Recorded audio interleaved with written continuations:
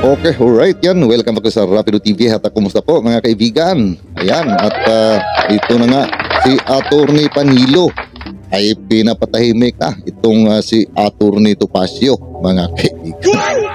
At tila ba ay napansin natin itong si Attorney Panilo ay nainis na nito pong abogado na sobra po ang dada mga kaibigan. Na alam po naman natin na itong si Attorney Panilo ay kumakampi din kay TVS mga kaibigan. Dahil nga sa lahat po no ng kanya pong mga pahayag dito nga sa social media o sa mainstream media ay talagang mapansin po natin na nasa side po siya nito pong kay Arnie TVS. Kaya dito lang ay medyo naiba po no at mayroon din po siyang pasaring dito nga sa kay Attorney Topacio mga kaibigan. Kaya ayan at panoorin po muna natin ang video para malaman po natin itong kanyang sinasabi na tumahimik na ang mga abogado ni TVS mga kaibigan, especially nga itong si Topacio. Dinimanda na. Kung dinimanda, o di hayaan mo ang gobyerno na probahan nila ang demanda. Ang problema nga kasi hindi makagalaw ang kaso sapagkat wala yung akusado. Yan ang problema doon. So, kung ako yung mga abogado ni Tebes, tumahimik na lang kayo muna. Ang gobyerno, tahimik din kasi nga, wala yung akusado eh. So, how can you even try him? So, quiet na lang kayo para pareho. Ayun. Alright. Kayo rin lang. Kasi alam mo anak eh. Yan ang sinasabi natin mulat sa pulo. Eh kung hindi kasi nahusgahan sa publiko na may kasalanan yan kahit wala pang preliminary investigation, eh hindi magkakaganyan yan. Alam po ninyo, dapat sinusunod talaga natin ng batas. Yung rule of law talagang napakabigat yan. Saligang batas nagsasabi, ang lahat ng akusado ay ipinagpapalagay. They are presumed to be innocent. Yan ang kanilang karapatan. Pero pag hinusgahan mo yan, lalong-lalo na sa kagawaran ng katarungan. Katarungan na nga eh. Paano? Katarungan, hindi ka nagbibigay ng katarungan.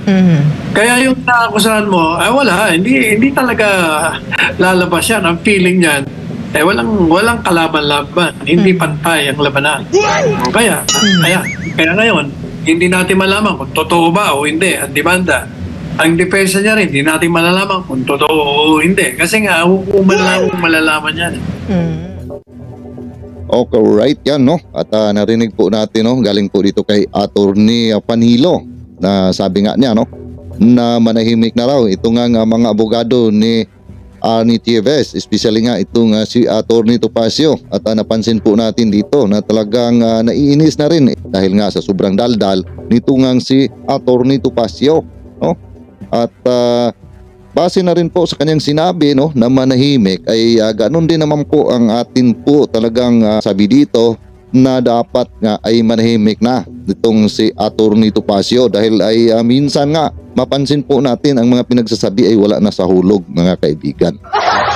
At kung meron man po na mga ebidensya na sinasabi po niya no, na magpapatunay ng kanyang busing ay wala ngang kasalanan dito po sa mga kaso na ibinabato o kaso po na nandyan na sa korte, eh sabi ko nga ay patunayan po nila sa korte yan no, at sagutin po nila doon para po ay mabigyan po ng linaw kung totoo ba na walang kasalanan at masagot po nila ito ngang kaso na ito mga kaibigan no.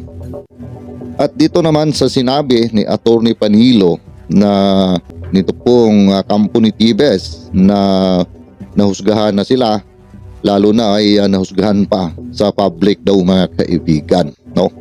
So yun ang sinabi niya na nahusgahan na sa public ay nangyayari po yan dahil nga itong si Arnie TVS ay matigas ang ulo at ayaw nga umuwi para harapin yung dati pa na aligasyon pa lamang no, di ba mga kaibigan, at ayaw niyang harapin at pinakausapan na po siya at ang palagi po niyang sinasagot ay bakit raw siya uuwi wala naman daw po siyang kaso, mga kaibigan. Diba? So, nangyari na siyempre dahil sa galit ng taong bayan dito po sa tao na ito na hindi nga niya ay hinarap ito ngang nasabi ko na nung una ay aligasyon pa lang.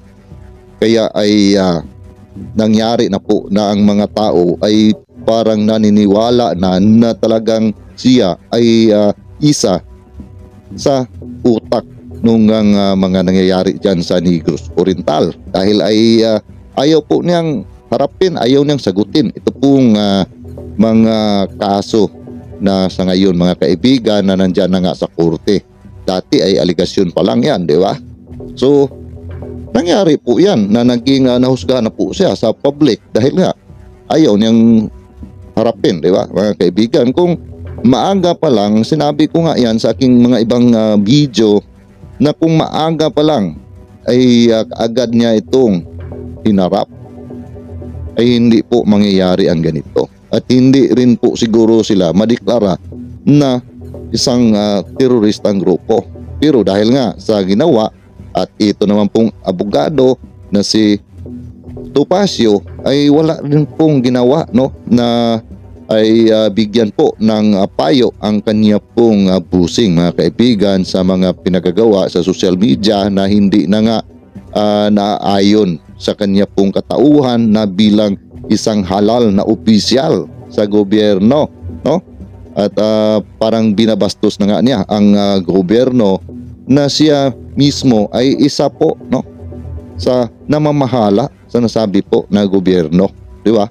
So, siyempre ang taong bayan ay marami na ang naging nagagalit sa mga pinagagawa nitong si Arnie Tibes. So, hindi po yan ay hinusgahan lamang sa public dahil nga ay narinig na mayroon ngang nangyayari ng mga patayan at siya ang tinuturo. Dahil nga sa kanyang katigasan sa ulo, ngayon ay marami na talaga ang nagsasabi na itong ang tao na ito ang utak sa mga nangyayari na patayan dyan sa Negros Oriental. At isa pa, marami po tayong mga kababayan dyan po sa Negros Oriental na nagpapatunay na siya raw talaga ang utak at totoo daw ang mga bali-balita na iyan. So, di ba? So, hindi po yan panghusga sa public dahil nga ay dahil sa kagawan din po niya yan. Kung maaga nga niyang sinipot ay wala sanang ganun na mangyayari, ano, mga kaibigan. No? Kaya itong si Atty. Panilo, kahit naman dito sa kanyang mga pinagsasabi na parang nainis na po siya dito nga sa mga abogado ni Tibes, eh nandoon pa rin po ang simpatya na kay Tibes. Kaya pansin na pansin po naman natin dito, mga kaibigan, no? Pero meron na po siyang mga pasaring nating napansin dito nga sa mga abogado ni Tibes, especially nga itong si Atty. Topacio. Dito lang nga, no, sa huli po niyang sinabi na ang kaso na ito na dinidemanda na nga itong si Arnie Tibes ay totoo nga ba raw, no?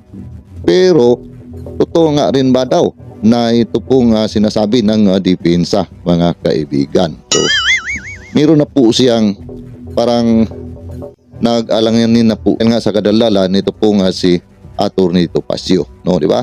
So, dito po ay napansin po natin na naiinis na rin po siya, mga kaibigan, no? Katulad po sa atin na naiinis na rin dito po kay Atty. Topacio dahil nga kung ano-ano na lang ang mga pinagsasabi at mapansin po natin na wala na sa hulog talaga ang kanyang mga pinagsasabi, mga kaibigan. Kaya ay tama po naman na sana po ay sa korte na lang po nila yan dadalhin. Kaso lang, ang nangyayari ngayon, paano po yan madala sa korte na wala man po ang kanya pong busing, hindi man po umuwi at nagtatago na nga sa ngayon, mga kaibigan, so, di ba?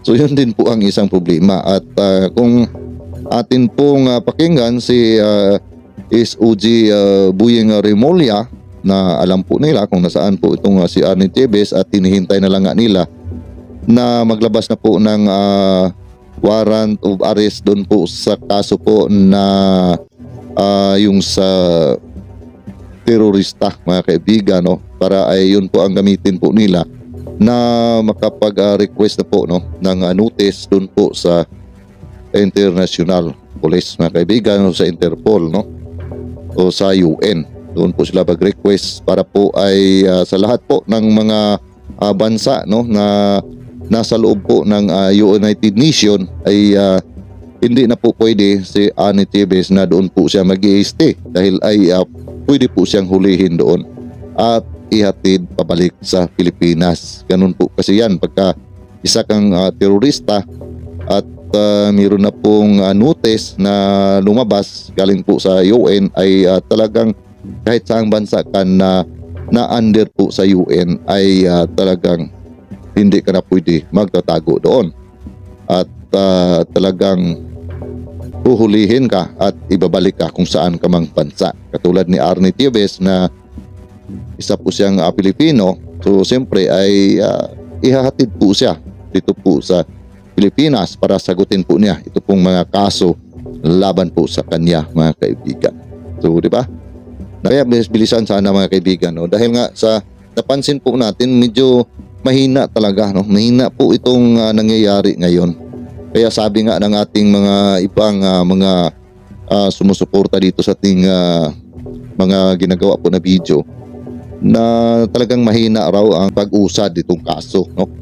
At tayo rin po ay napansin din po natin, mga kaibigan, no, na mahina nga dahil ay kung atin pong titingnan kung ordinaryong tao lamang ang mga sangkot sa mga kaso ay agad-agad po na mahuhuli, mga kaibigan. Pero pagkakatulad po sa mga taong ganito na mayroon pong mga koneksyon ay talagang mahina po ang ating batas, mga kaibigan, no? At hindi kaagad-agad na mapanagot po ang mga tao na kanila pong harapin ito pong mga kaso laban po sa kanila. Pero pagka yun nga ay isa kang mahirap, madali po nilang gawin na uhulihin ka, di ba? So yun lang po ang pagkakaiba dyan, mga kaibigan, no? Pero actually umaasa pa rin po naman tayo, no, na ginagawa po ng ating gobyerno ang lahat po na kanilang makakaya na mapauwi itong si Arnie Tevez at mapanagot nga itong tao na ito sa mga kaso laban po sa kanya. So hindi pa rin po tayo nawalan ng pag-asa na mabigyan nga ng hustisya ang ating mga kababayan dyan po sa Negros Oriental na naging biktima sa kanila pong mga ginagawa po na pang-abuso sa kanila pong mga kapangyarihan, mga kaibigan, no? Lalong-lalo na ay itong si Arnie Tevez nga, no, ang talagang tinuturo po ng ating mga kababayan na utak sa mga nangyayari po dyan na patayan sa Negros Oriental. So yun lang po naman ang atin po talagang pinaglaban dito, ang hustisya po, no, na mabigyan po ng hustisya. Yun lang po naman, mga kaibigan. At hanggang dito lang po muna tayo, no? At kung ano po yung masasabi dito po sa ating ginagawa po na reaction video sa ngayon ay paki-comment na lang po sa ating comment section at paki-like na rin po ang atin pong video kung nagustuhan po ninyo at maaari po ay paki-share na rin, mga kaibigan. At ako po muli ay magpapasalamat, no, sa lahat po ng mga sumusuporta sa ating mga kababayan dyan po sa Negros Oriental. Ayan, no, ingat po tayo palagi dyan, no. Ay alam po natin na mayroon pa po na mga nasa labas po na mga kriminal dyan, no. Kaya ay ingat pa rin po tayo. At siyempre sa lahat po ng ating mga kababayan Luzon, Visayas at Mindanao, ayan, at ingatin po tayo sa ating mga kababayan po na mga OFW, ay ingat po tayo kung saan po tayo naroroon. At muli po, maraming salamat sa inyong patuloy na pagsubaybay, pagsuporta sa aking mga ginagawang video. At see you po sa next video ko. God bless all of us. Ingat lang palagi, sama tayo naroroon.